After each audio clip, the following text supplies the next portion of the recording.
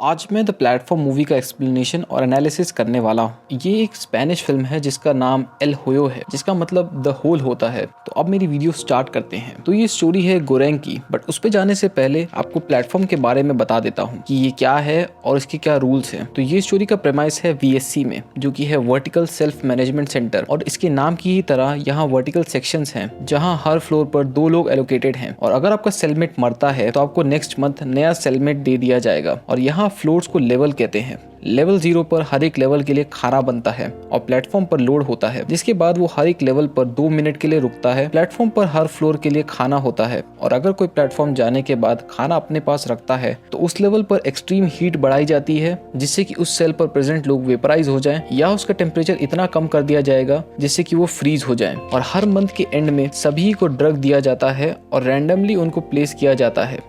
अब यहाँ एक और चीज है कि आप अपने साथ एक ऐसी चीज बाहर से ला सकते हैं। अब वो चीज कुछ भी हो सकती है। तो मैं एक्सप्लेनेशन में होल और VSC दोनों का ही यूज करूंगा। तो अब आप द होल के रूल्स समझ चुके हैं, तो अब सीधा गोरेंग की स्टोरी स्टार्ट करते हैं। तो ये स्टोरी मैं आपको लेवल वाइज सुनाऊंगा। तो अगर आपने ये मूवी नहीं देखी है तो एक स्पॉइलर वार्निंग, मूवी देखकर फिर आप ये वीडियो कंटिन्यू कर सकते हैं। तो फिल्म की स्टार्टिंग में गोरेंग लेवल 48 पर होता है, जहां वो अपने फ्लोरमेट त्रिमागासी से मिलता है। शुरू के कुछ टाइम वो खाने की रेशनिंग का ट्राई करता है, पर कोई उसकी बात नहीं सुनता। त्रिमागासी उसे बताता है कि उनसे ऊपर वाली फ्लोर में जो लोग रह रहे हैं उनके पास भरपूर खाना है और वो लोग कभी ये चीज करेंगे ही नहीं। गोरेंग मिहारू को देखता है, जो कि प्लेटफॉर्म पर बैठकर आई होती है। त्रिमागासी उसको बताता है कि ये अपनी बेटी को ऐसे ही ढूंढती है हर मंथ, और जब प्लेटफॉर्म नीचे जाता है तो नीचे फ्लोर वाले मिहारू पर हमला करते हैं, जिसे देखकर गोरेंग उसकी मदद करने का ट्राई करता है, बट वो खुद ही उन लोगों को मार देती है। गोरेंग अपने साथ एक बुक लेके आता है, जो कि है डॉन कियोटा की मिगुल दे करवांतिस। तो वो त्रिमागासी को बुक पढ़ के सुनाता है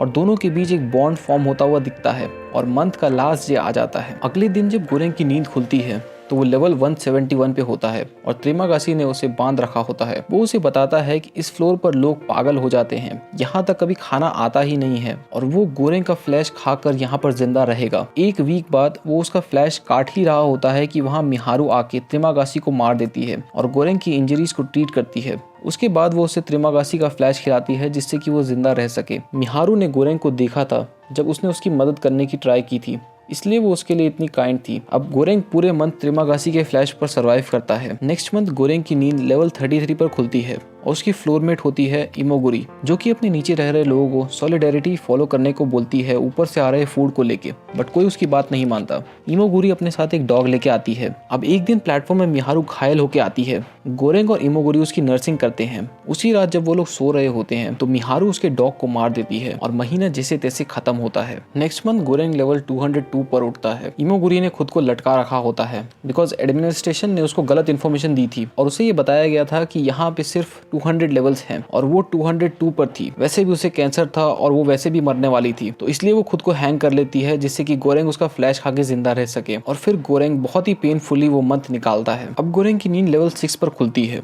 जहाँ उसका नया फ्लोरमेट होता है भारत, जो कि स्पिरिचुअलिटी में बिलीव करने वाला बंदा था, और वो अपने आप को हर तरह से पॉजिटिव रखता था। वो अपने साथ रोप लेके आता है और लेवल 5 वालों से बात करके वो ऊपर चढ़ने लगता है, बट वो लोग उसे धोखा दे देते हैं। अब गोरेंग भारत को कन्विंस करता है कि हम लोग अगर लोगों को फोर्सफुली खाने की राशनिंग करें तो शायद कुछ चेंज हो सकता है, और वो ये तय करते हैं कि वो लेवल 50 के बाद से लोगों को खाना देना स्टार्ट करेंगे, जिससे कि वो प्रॉपरली डिवाइड कर सकें, और जो लोग लेवल 50 तक हैं उनको तो प्रॉपर खाना मिल ही रहा है। तो लेवल बाय लेवल वो जाते हैं और खाने की रेशनिंग करते हैं। गोरेंग का कैलकुलेशन तब गलत हो जाता है जब वो प्लेटफॉर्म वहां नहीं रुकता जहां एक भी फ्लोरमेट जिंदा ना हो, और उनका खाने को लेकर कैलकुलेशन सिर्फ 250 फ्लोर तक ही था, बट टोटल 333 फ्लोर निकलते हैं। और एक फ्लोर पर उन्हें मिहारू मिलती है, जहां उसे कुछ लोग मार रहे होते हैं। वो दोनों उसे बचाते हैं, बट उसमें वो दोनों भी हेवीली इंजर्ड हो जाते हैं। और उसके बाद जब वो लेवल 333 पर पहुंचते हैं तो उन्हें मिहारू की बेटी मिलती है, और उसके बाद क्या होता है वो मैं आपको अलग अलग क्वेश्चंस के थ्रू बताता हूँ, जो कि आपको इस फिल्म को देखते वक्त आपके दिमाग में आए होंगे।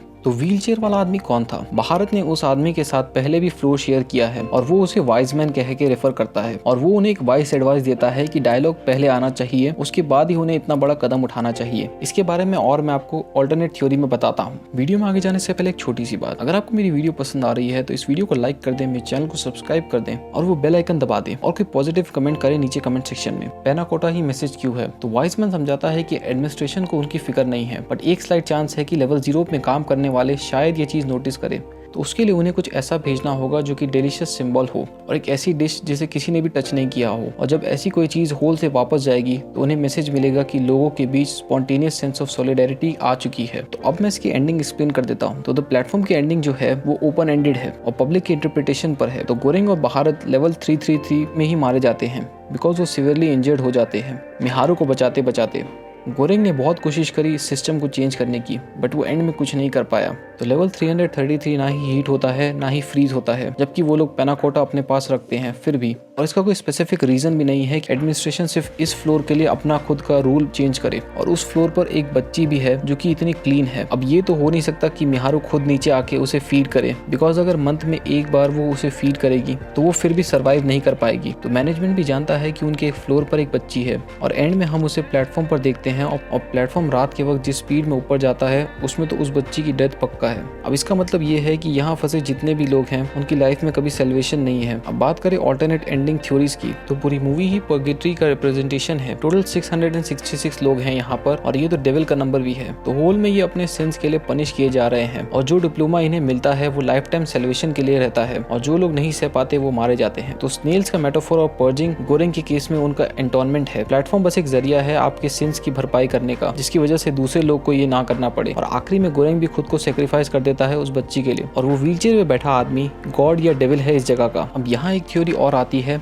कि गोरेंग यहाँ सिस्टम बदलना चाहता था और वैसा ही इमोगुरी भी करना चाहती थी, बट कोई उसकी बात नहीं सुनता। उसी तरह एडमिनिस्ट्रेशन ने यहाँ एक प्योर सोल जानबूझ के रखा था ताकि कोई विलिंगली अपना सेक्रीफाइस दे और VSC एक्सपेरिमेंट हर मंथ करता है और फाइनली गोरेंग अपना सेक्रीफाइस देता है और नथिंगनेस की तरफ बढ़ता है। तो फिल्म देखते वक्त मुझे 2 क्वेश्चन दिमाग में आए थे। तो पहले क्वेश्चन का आंसर ये है कि जब भी मिहारू नीचे जाती थी तो एक पॉइंट पर जाके रुक जाती थी और वहाँ अपना पूरा मंथ बिताने के बाद जब मंथ एंड पर प्रिजनर शफल किए जाते थे तो वो वापस गोरेंग के ऊपर वाले लेवल्स में आ जाती थी। अब सेकंड क्वेश्चन कि भारत का जो पार्टनर था यानी कि वाइसमैन, उसकी डेथ हुई नहीं थी तो उसका पार्टनर चेंज कैसे हुआ?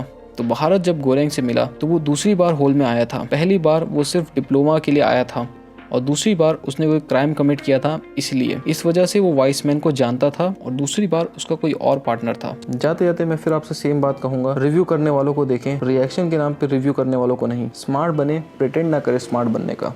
आपको मेरा रिव्यू पसंद आया तो नीचे कमेंट में बताएं, मेरे चैनल को सब्सक्राइब करें और इस वीडियो को लाइक करें।